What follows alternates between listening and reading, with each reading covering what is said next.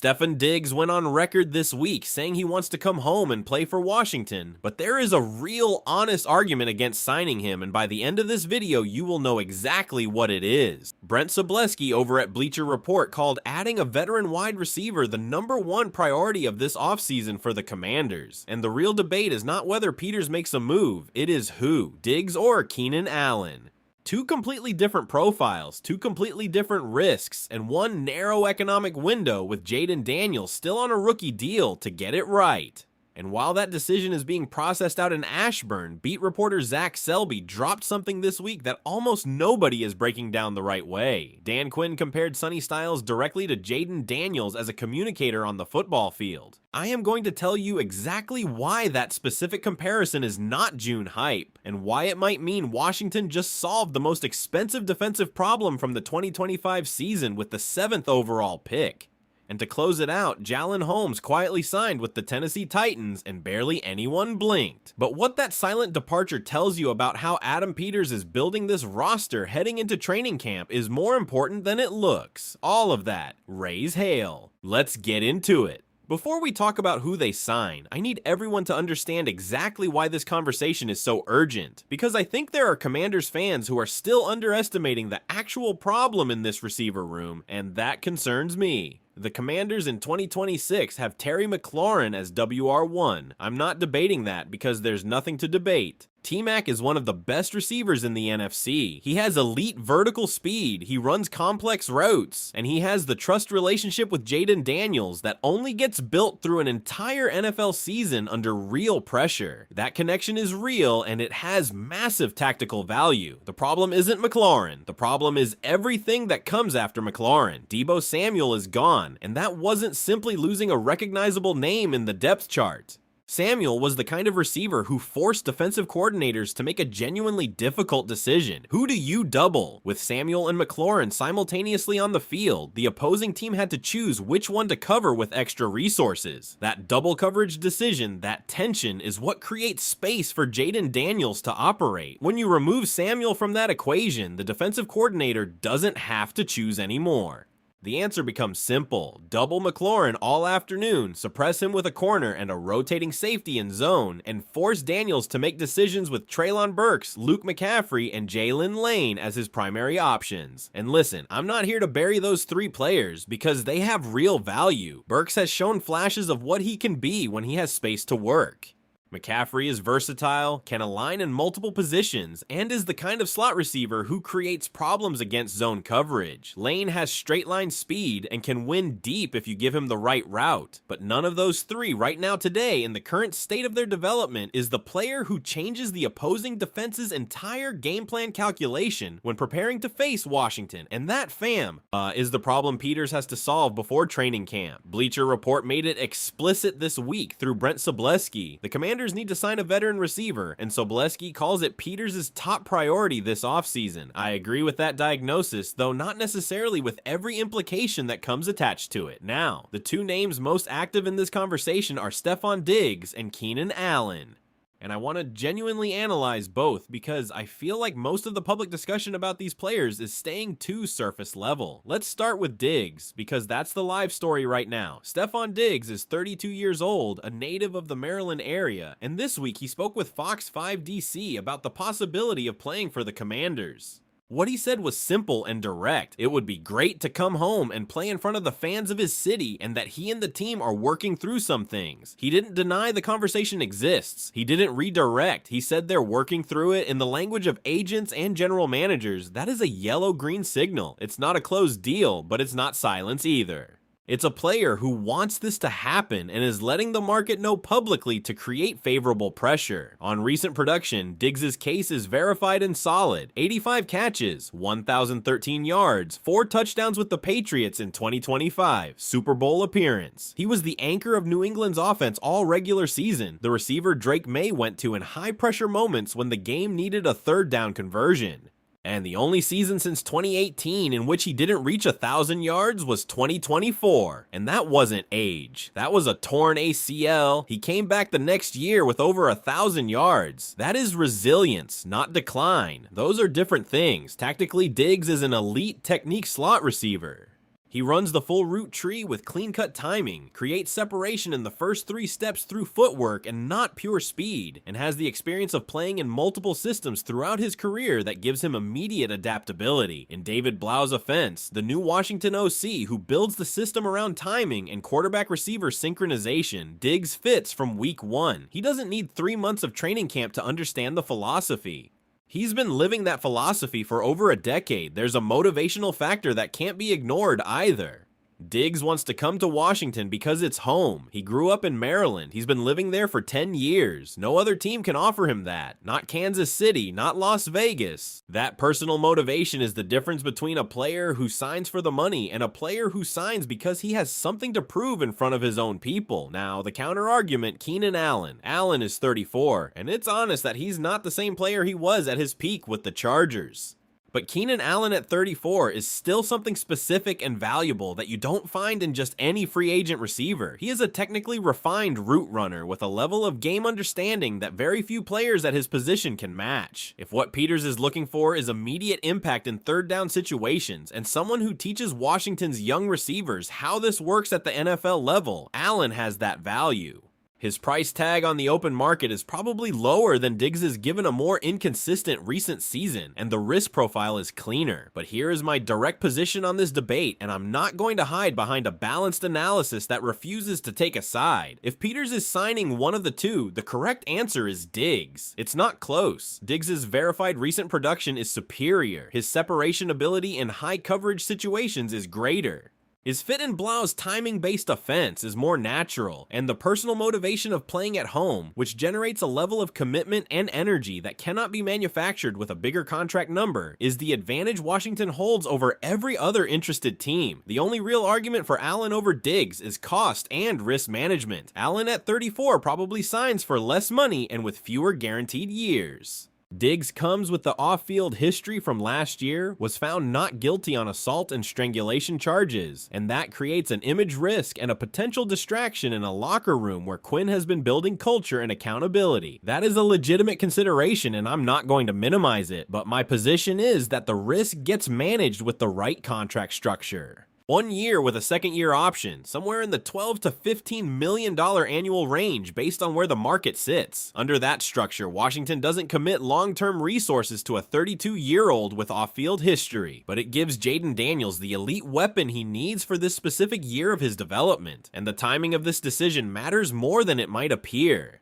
The Commanders are inside the most favorable economic window a franchise can have. Jayden Daniels is still on a rookie contract. That means Washington can spend capital on weapons around him without the quarterback's salary consuming the cap. That window lasts 2 more years, maximum. After that, Daniels' extension is going to cost somewhere between $50 and $60 million annually, and the entire roster building balance shifts. Peters knows this.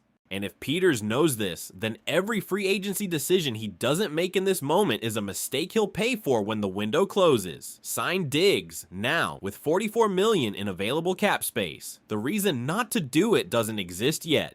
There's a category of things head coaches say in off-season press conferences that is pure public expectation management. Working hard, the guys are committed, taking it one day at a time. That stuff tells you nothing real about what's actually developing on the practice field. And then there's a category of things a head coach says that is actual information, real signals about how the coaching staff is evaluating what they have. What Dan Quinn said about Sonny Styles this week at mandatory minicamp falls into the second category, and I don't think it's getting the analytical attention it deserves in the general media coverage. Quick context. The Commanders used the 7th overall pick in the 2026 draft on Sonny Styles, linebacker out of Ohio State, the 7th pick, and signed him to a 4-year, $37.2 million fully guaranteed contract. That is an organization with zero doubts about this player. Beat reporter Zach Selby reported directly from Ashburn that Quinn described Styles as in control as a communicator on the field, and then compared him directly to Jayden Daniels in the way he manages pre-snap calls and adjustments with his defensive teammates. That is a significant statement, and I want to explain why in concrete tactical terms, because I feel like the general coverage of this story is staying at the level of, wow, Dan Quinn said something positive about his rookie, without going deeper into what it actually means for the defense. Dan Quinn does not compare players to Jayden Daniels by accident. That is not a coach filling airtime at a press conference. Quinn has decades in this league. He has developed elite linebackers, and when Quinn reaches for that specific comparison, there is a precise tactical reason underneath every word. What Quinn is technically describing is Styles' ability to read the offensive field pre-snap, simultaneously process multiple alignment concepts, and distribute that information to his defensive teammates in real time.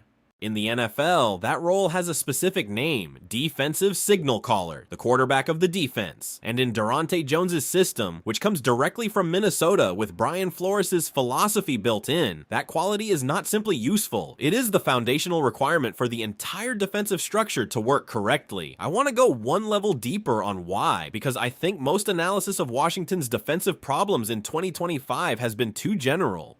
Jones's scheme is not a fixed alignment system. It's built on disguise, on rotations, on showing one coverage structure and playing another. The central linebacker in that scheme has to read the offensive tendency as it develops at the line of scrimmage, adjust the coverage assignment in real time for every other defensive player, and communicate it before the snap. No hesitation, no confusion.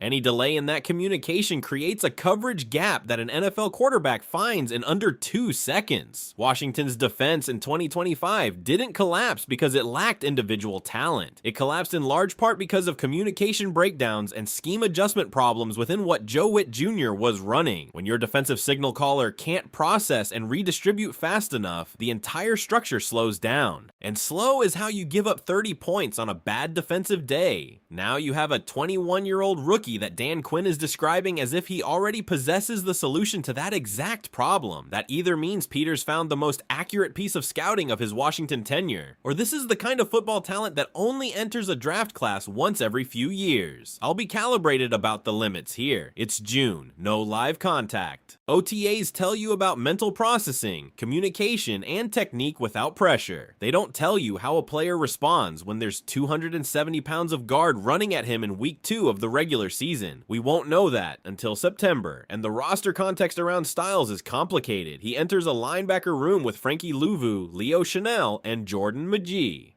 4 linebackers for 3 active roles in most defensive packages. How does Jones structure that without someone feeling underused? My read is that Jones deploys Styles in specific packages where his communication ability and field vision are the primary asset, while Louvu and Chanel handle the physical contact and blitz roles that require more NFL-level experience. But if Styles keeps showing what Quinn is describing, that progression accelerates. Because a linebacker who can be your defensive signal caller in year 1 is too valuable to keep in limited rotation. One more dimension of this story that I think is being underanalyzed. Styles is entering a brand new system under a brand new coordinator. Durante Jones is implementing his scheme in Washington for the first time. That means no player on this roster has accumulated experience in Jones's specific system, because it didn't exist in Washington last year. In that context, a player with the football IQ Quinn is describing, learning the system from scratch without habits to unlearn, holds an advantage over veterans who are simultaneously unlearning Witt Jr.'s system while learning Jones's new one. Styles arrives clean, and that may prove to be a bigger advantage than it seems come September. Jalen Holmes signed with the Tennessee Titans this week after spending time with the Commanders, and the first reaction from most fans was probably some version of who exactly is Jalen Holmes, and that actually is the entire point. Holmes was a depth defensive lineman on Washington's roster. He wasn't a starter. He wasn't a player who defined Durante Jones's game plan in critical situations. He was exactly the kind of player that exists on every NFL roster as depth insurance, as practice body, as additional rotation when injuries start accumulating in August, and Peters let him go. On the surface, that's a routine offseason decision. Every team loses depth players when free agency opens. But when you put it in the context of what Peters has done systematically since arriving in Washington, it starts to reveal a roster management philosophy that I don't think is getting enough recognition. Peters is not handing out depth contracts to keep bodies on the roster without defined roles. He's using every slot on the 53-man roster with specific tactical intention. When a player like Holmes, who occupies a spot without a clear role in Jones's game plan, gets the opportunity to find playing time somewhere else, Peters lets him leave rather than retaining him to pad the appearance of roster depth. That might seem like a small decision, but there's a management philosophy behind it that matters as you approach training camp. Darren Payne and Javon Kinlaw are the central pieces of Washington's defensive interior. If you have clarity on the two players who define that position in your game plan and you have adequate depth behind them, retaining a player like Holmes just to have a higher head count doesn't make sense. That's cap space and a roster slot that could serve a player with a defined role somewhere else on the team, and there's a practical effect worth naming in the context of today's other stories. If Peters signs a veteran receiver before training camp, whether Diggs or Keenan Allen, those roster slots matter. They're not abstract numbers, they're the physical spaces on the 53-man team that you need available to incorporate a new player into the system before the regular season starts. Peters is clearing those spaces deliberately and in advance. That is not coincidence. That is planning. There's a second level to Holmes leaving that I think is relevant.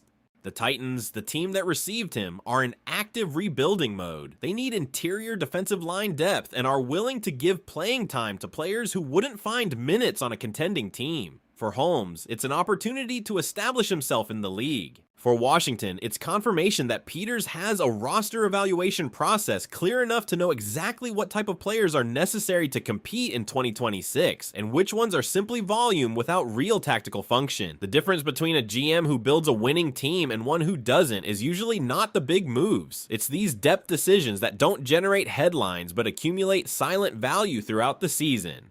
Peters is making those decisions correctly, and if you step back and connect all three of today's stories, the picture becomes clear. Holmes leaving creates roster space. The roster space is needed if Peters signs Diggs. Diggs needs to be signed because the receiver room doesn't have an elite WR2 to run alongside McLaurin, and the reason you need that WR2 right now in this specific moment of the franchise calendar is Jaden Daniels on a rookie deal with a closing economic window. Meanwhile, Styles in the defense is the long-term investment that allows Washington to stay competitive when the cap tightens after the Daniels extension. Everything connects, and Peters is playing this chess game in a way that should generate more confidence from the Washington fan base than I see in the daily public conversation. That's everything I have today, fam. And when you see the full picture of what's happening with these Commanders in this offseason, there is a genuinely optimistic story that's being partially hidden by surface-level discourse. Diggs wants to come home. The cap space exists. The tactical need is clear. Peters has every piece of information he needs to make that decision. If he makes it, Washington enters 2026 with McLaurin and Diggs as the two most complete receiving threats in the NFC East, with Jaden Daniels having high confidence options in every situation on the field. On the defensive side, Sonny Styles is showing signals at mandatory minicamp that go beyond draft hype. Quinn is not the kind of coach who says these things in public without tactical reason behind it. If Styles can be Jones's defensive signal caller early in the season, Washington's defense is qualitatively different from what fell apart in 2025, and Peters, in the margins of the roster, is making the small correct decisions that accumulate silent value. Letting Holmes go, creating space, setting up the next move with intention. Everything is pointing the same direction. Raise hail, always. If this video gave you something, hit the like, subscribe, and drop it in the comments. Diggs or Keenan Allen? Who do you sign to play alongside Terry McLaurin this season? I've got my answer. I want yours. See you in the next one.